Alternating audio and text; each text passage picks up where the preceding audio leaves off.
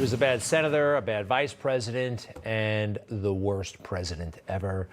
I mean, he's bad at his job, and he's also, sorry, a bad guy with the lying, with the apparent corruption, with the nastiness. And oh, by the way, he's not nearly smart enough to be president, to have had any of those jobs. But what happened last night, this really shocked me. It really, really did. What he said. All right, we'll get to that in just a moment, because he was responding to this woman, Rebecca Kiesling, a great woman from Michigan who lost her two sons to a fentanyl overdose. She went to a congressional committee to share her story and to ask the government to do more than they're doing. Her testimony was very, very powerful. It was heartbreaking. She spoke, and people listened, and what she said was important.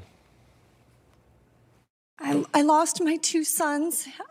Caleb was age 20 and Kyler was age 18 on July 29th of 2020. It's unbelievable. You would think that one death from fentanyl coming across our southern border would be enough to sound the alarm. 100,000 die every year and nothing's being done. Not enough is being done. Numbers are going up, not down. And you talk about children being taken away from their parents.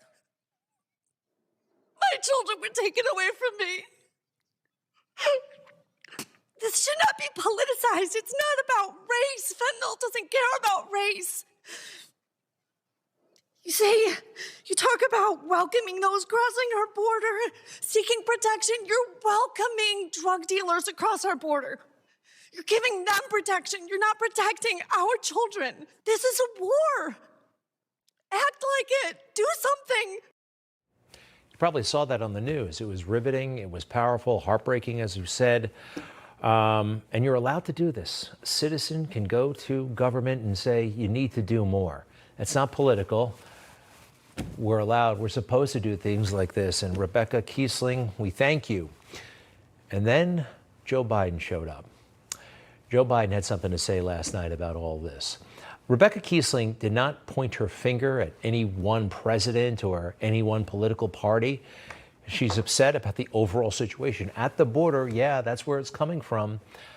And Joe, like a classic career politician, but one who is about to make a really bad mistake, deflects responsibility to Trump.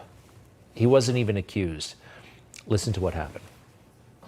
Well, the interesting thing is that fentanyl they took came during the last administration. That fentanyl they took, her two boys, came during the last administration. Not my fault. Trump's fault? One more time, look at the demeanor, the little chuckle at the end. He's talking about Rebecca Kiesling and her children, and it's not his problem. Well, the interesting thing is that fentanyl they took came during the last administration. This man is no longer eligible, not that he ever was, to be president of the United States. Rebecca Kiesling, when she got wind of this, called it despicable. On Facebook, she said to the president, "How dare you? What is the matter with you?" Almost every Democrat on the committee offered condolences. They at least had the decency to do that. You can't even do that? You have to mock my pain? Rebecca Kiesling will be joining us in just a few minutes. It is astounding. This highlights the lies that this culture tells us all the time, and not only now, but throughout history. And the big one, that Joe Biden is somehow a nice guy, that he has empathy, that he can feel your pain. Somehow he's better at that than Bill Clinton, than you or me, than some ordinary person. He's actually better at understanding human suffering. There's no question. Joe Biden exudes empathy. That's that famous Joe Biden empathy. We also saw Biden's empathy, which is one of his defining things. It was classic Joe Biden empathy, and he can do it because it's genuine in a way that no one else can.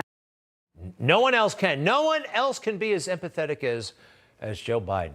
No one else can feel your pain like Joe Biden. He's a superhero. It's a superpower. It is a lie. It has always been a lie about Joe. I saw through it, but it took hold and it helped get him elected. We are told so many lies, aren't we? Our culture repeats them, reinforces them, and then we find out it's not true. Then we find out, oh, yeah, they were lying to us. Happens all the time throughout history. Horrible mistakes made or lies told consistently. We were winning in Vietnam.